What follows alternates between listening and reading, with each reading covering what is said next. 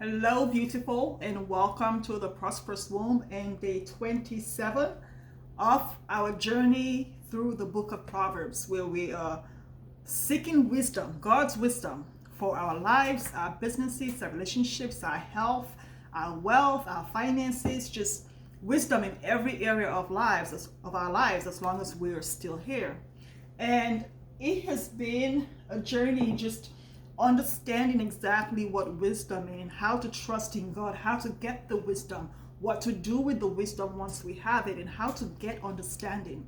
So today, let us see what Proverbs 27 has for us, not just in our coaching businesses, but in our lives. Like, how can Proverbs 27 support us, me and you, all of us, to step fully into our assignment in our coaching businesses, or whatever business you have, to show up as wise women in our lives, in our business and relationships, and to make wiser choices and better decisions so that we can create the life of abundance and freedom that we truly want to enjoy. Because the freedom, the peace, the abundance, we already have that. God has already given that to us. So how do we use God's wisdom to really lay hold and claim to the things we already have and enjoy this lifetime and be a bigger blessing in the world with our gifts and our resources and our time and our money and our life? So chapter 27, it starts, "Boast not thyself of tomorrow, for you know not what tomorrow may bring forth. Let another man praise you and not your own mouth, a stranger and not your own lips. A stone is heavy and the sand weighty, but a fool's wrath is heavier than them both." Verse 4 goes on to say, "Wrath is cruel and anger is outrageous, but who is able to stand before envy? Open rebuke is better than secret love." All right, so let's take a break and talk about this. We need to calm down about boasting about tomorrow. We know not what tomorrow is going to bring. And this doesn't mean, oh, I'm not going to plan for anything in my business or in my life tomorrow. I'm going to spend all my money today because I could die tomorrow. Jesus could come tonight. Yeah. And what happens when you wake up tomorrow and there's nothing? So plan for today, but it's time to consider that we stop worrying about tomorrow. We stop boasting about tomorrow, and we stop putting off for tomorrow what can be done today. You know, the thing is,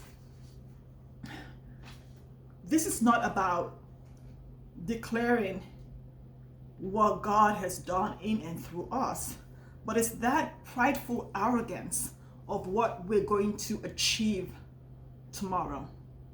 It's prideful arrogance about not trusting God, but leaning on our own understanding, and in all our ways not acknowledging God so that He can direct and guide our path. It's leaning on our own understanding and boasting about what we, in our own right, as this thing, this tiny mist that's perched on a rock in the galaxy, thinks it's going to do. Because we are nothing without God in us. So, brag on God and let others speak your boasting. Back home where I'm from, they say self-praise is no recommendation or no commendation. This is what it is. So calm down with the boasting and the bragging and let others speak of you. And if you're going to brag on God and what God is doing through you and in you, those potent offers, the gift He has given you, the resources that you tap into your prosperous womb to pull out, that's God's gift to the world through you. "A stone is heavy and sand is weighty, but a fool's wrath is heavier than them both. And wrath is cruel and anger is outrageous, but who can stand before envy? Clean out the jealousy." Jealousy is heavy.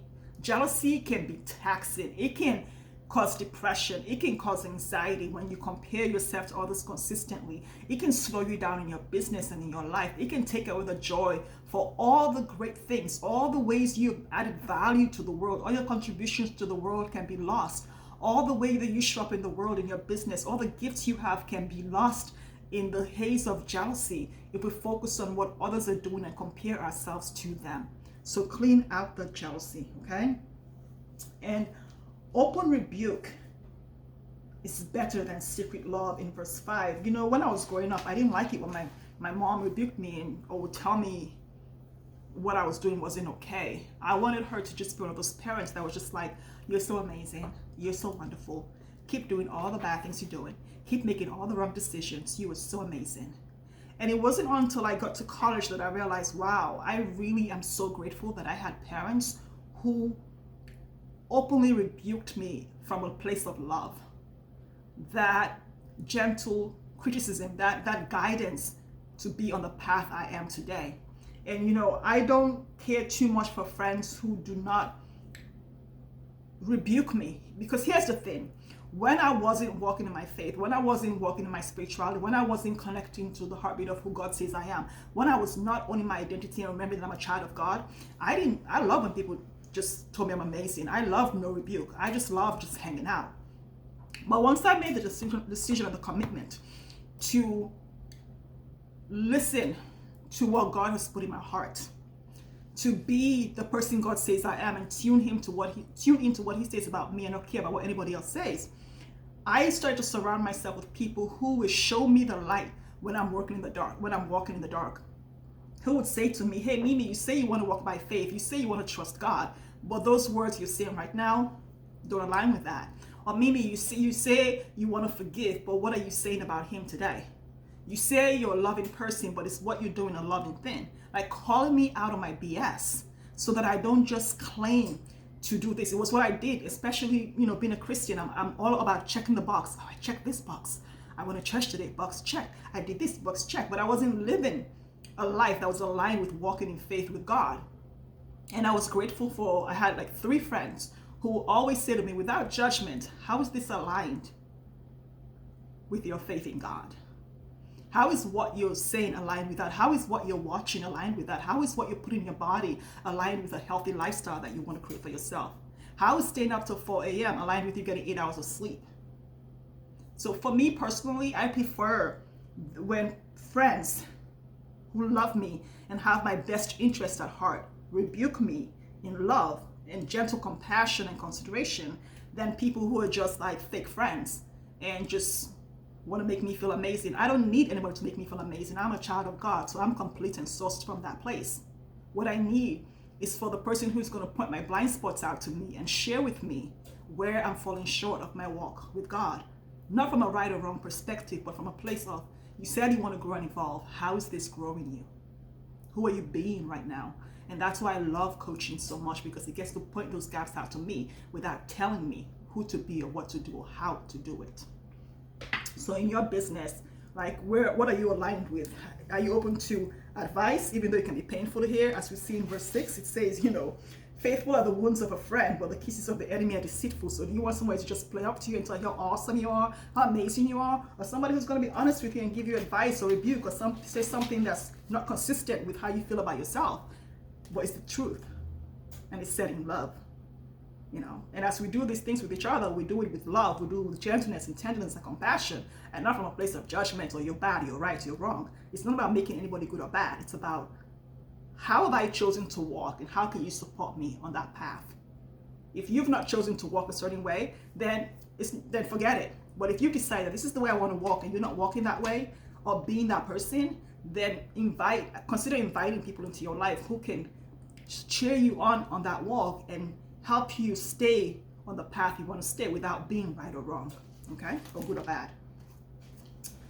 All right, so the full soul loves the honeycomb, but to the hungry soul, every bitter thing is sweet. I see this a lot in the coaching industry, right? I work with different clients. Some clients have made 7 figures before they come to work with me. Some clients are working towards 6 figures or 7 figures. And I noticed that for clients who have not yet made the multi 6 figures or the 7 figures, it's like so exciting for them. It's, oh my God, I can't wait to do this. And then when they do it, they lose the zeal for it. And this is why I talk about connecting to the heartbeat of your mission. Because when you have done the thing that you thought was so exciting to do, and then you check that box, and what? Now what? It becomes boring. I've had clients say to me, I'm thinking of, setting my intention for 7 figures for next quarter, but kind of boring. I don't know what to do. Maybe I should do 2 million. It's not about the money. It's about connecting to the heartbeat of your mission, so you remember who you are and what you're here to do, and remember to have fun along the way. When this stops being fun, We stop living and we start to follow rules. And then we start looking at gurus out there for the next blueprint that's going to make us happy, when the whole time we have all the joy and all the freedom already given to us. God already gave us that. There's nothing outside to go look for. But connect to the heartbeat of your mission and keep remembering who you are, so you still have that joy and excitement for every level of your business and every time you create it. Because people who don't have the thing you want think it's the best thing in the world, and they're striving, they're excited, they make plans to get it. And people who have it are like, it's boring, but if you want it, yeah, keep going for it. But it happens in every area, every walk of life. When you're at a job that you hate and somebody comes to your office and says, people will kill to have this job, why do you hate it so much? It doesn't really matter whether it's marriage, whatever it is, something that you were like, man. Somebody else is just like exciting, tastes sweet to me, and you're like, yeah, I'm full, I'm done, I'm over it. So again, in your business, how can you stay connected to your purpose, the heartbeat of your mission? How can you be fully in your assignment and be who you're being called to be without losing that passion, that connection to that heartbeat? All right. As a bird that wanders from her nest, so is a man that wanders from his place. Remember who you are. Know who you are. Ointment and perfume rejoice the heart. So does the sweetness of a man's friend by Hardy Cancel. Your friend who loves you will support you and will tell you when you're going off. Usually I call that person a coach. Your coach will support you. Thine own friend and thy father's friend forsake not, neither go into thy brother's house in the day of the calamity. For better is a neighbor that is near than a brother that is far off. Build relationships where you are. Create love and compassion in relationships where you are. Don't wait until, don't say, I'm only here for 3 weeks, and when I go over there, I will do this. Build and cultivate love and relationship where you are, because that can sustain you more than the thing you think is over there that will support you. A lot of times when things go, whether it's go right, go wrong, go blissful, go joyful, go sad in life and business, the people who come around you and stand with you in that gap and love you no matter what may not be the person you thought would do that. The person who shows up in a time of need may not look like, sound like, or be the person you thought would. Sometimes a neighbor is your heart, and it might be better for this situation than a brother who lives 2 states away or is far off, if you take it literally. Or it could just be cultivate relationships in every journey and stage of your business and your life. There's a friend for every purpose and for every season. My son, be wise and make my heart glad, that I may answer him that reproaches me. Basically, when you have people that love you and support you, so much easier when something comes against you, people come against you, because you have people who are holding you up, who are lifting you up, and who are saying, we got you, we got you. It's going to be okay. And that is in life, in business, and in relationships. A prudent man foresees evil and hides himself, but the simple pass on and are punished. This is why we need God's wisdom. Wisdom gives you discerning and understanding for you to see the thing that other people cannot see. Sometimes somebody says something and you can hear exactly what they mean, and everybody else is like, oh my God, that person is so amazing. They said blah, blah, blah. And you can see through the BS 36 miles away, and nobody else does, because you have the wisdom of God and you have a higher level of insight that you've cultivated based on reading Proverbs, the book of Proverbs, every month, 1 chapter a day, that you've cultivated talking to God and hearing his voice and understanding his voice, so you can discern between his voice and that person over there. All right, seek God's wisdom. Take his garment that is surety for a stranger, and take a pledge of him that is a strange woman, for a strange woman. He that blesses his friend with a loud voice rising early in the morning, it shall be counted a curse to him. A continual dropping in a rainy day and a contentious woman are alike. So here's the thing, anything that's annoying is going to irritate you. Whether it's noise, whether it's rain, whether it's people who are annoying, whether it's somebody who's irritating or making you angry. So focus on what you want to create and what you're designing in life, and focus on the things that matter to you, and stop worrying so much about what everybody else is doing, and stay in your own lane. If not, a lot of things are going to piss you off and take you off track, because if you stop to throw stones at every dog that barks at you, I don't know, you won't get where you're going. So just calm down, chill, and stay in your lane. And don't be annoying. Don't be that person that wakes up their neighbor when they have a hangover with a loud voice. Whosoever hides her hides the wind, and the ointment of his right hand, which betrays itself. Iron sharpens iron. I'm sure we've all heard this. So a man sharpens the countenance of his friend. Iron sharpens iron. What does that mean? It means that we help and support each other. Okay, in life, period, we do that. But let's talk about our business. It means we stay in community together. It takes a dream to create, it takes a team to co-create God's dream. And that might just be a coach. It might be a VA. It might be your husband. It might be your best friend. It might be somebody who just stands by you, who stands in the gap for you on the days where you don't believe the thing is possible. And the moments where you're not confident to go do it or don't have the courage, that person stands in the gap and says, yes, you can. Yes, you got this. I believe in you. If you don't have faith for it, use my faith. That person is your coach. Okay? So remember who you are and get in community with people or a person that can support you no matter what, that can sharpen you, that can stand for you, that can show you that you have what it takes no matter what, that can show you how to do the thing, that uses God's wisdom to co-create with you and not just give you another template because you worked for 600 other people, that actually sees you, hears you, and knows you, and sees your heart and connects to that heartbeat and is willing to stand with you and work until you create the result that you choose for yourself. All right. Whosoever keeps the fig tree shall eat the fruit thereof. So he that waits on his master shall be honored. Do the work, you get the results. As in water, face answers to the face. You see your face in water. So the heart of man to man. So this is interesting because the Bible also, we've heard so far that out of the heart the mouth speaks. So whatever you say, you've thought about it and you believe it. So anytime somebody says, oh, I don't know where that came from, I'm sorry I said that, they're lying. They know exactly why they said it, because it's coming from their heart. Okay? So the man to man, you see the heart of someone by what they're saying out of their mouth. Hell and destruction are never full. So the eyes of man are never satisfied. You're going to have emails that you haven't read in your inbox when you die. There are going to be voicemails on your phone that you haven't listened to when you die. You're never going to get it all done. So just live abundantly, fully, and do what needs to get done today. Okay? That is in your business and in your life and in your relationships. As the fining pot for silver and the furnace for gold, so is man to his praise. These are refined to get the impurities out. Does praise make you better, wiser, or does it make you arrogant and proud? You get to choose. No right or wrong. Though thou shouldest bray a fool in a mortar among wheat with a pestle, yet will not his foolishness depart from him. Foolish is going to be foolish.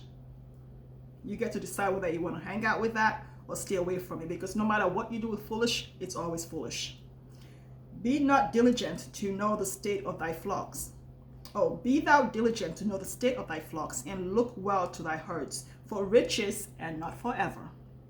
And doth the crown endure to all generation? No, it doesn't. The hay appears, and the tender grass shows itself, and the herbs of the mountains are gathered. The lambs are for thy clothing, you get clothes from the lambs, and the goats are for the price of the field. And you shall have goat's milk enough for food, for the food of the household, and for the maintenance of your maidens. This is basically just saying, focus on the priorities in your business. What are the top 3 things that you need to do today in your coaching business that are going to create the lasting profits, revenue, sales, and clients in the future months? What decisions need to be made today in your sales plan and sales priorities and your marketing plan so that you can achieve the thing you want 90 days from today? Focus on that. If not, you're not going to have the thing that you want when the time comes. So tend to the flux now. Get up in the morning and do the thing you need to do to be fully sourced and complete. So you go out and do the thing, whatever that is for you. And then identify the priorities of the day. What are the 3 things that need to happen every day before you focus on the things that don't need to happen? but make you happier because it doesn't involve sales. It doesn't involve creating relationships or talking to someone or telling somebody the investment to work with you is $350,000. No, focus on the things that are going to create the results in the long term that you want, the profits that are going to make the business consistently long term, that are going to give you the opportunity to stay in your mission and connect to the heartbeat of the business, of the assignment you're in, instead of having feast and famine months where your clients get something from you this month and nothing for the next 6 months because you don't have clients. So focus on the thing that supports you to create the long-term profitable coaching business. Same thing in your personal life, same thing in your relationship, same thing in your health. Focus on the priorities and get God's wisdom to determine what the priorities are, because it's different for everyone. For some people, priority is the thing that makes them feel good and comfy and comfortable. For other people, priority is the top 3 things that they don't want to do, but they know when they do it, they will get what they want. So whatever that's for you, no right or wrong, no good or bad, no judgment. Stay in God's wisdom and stick to your priorities. Focus on the thing you're here to do and plan for tomorrow. We don't boast about what you're going to do tomorrow, okay? Stay in peace and joy and enjoy all the abundance and freedom God has already given to you. It's been good having you.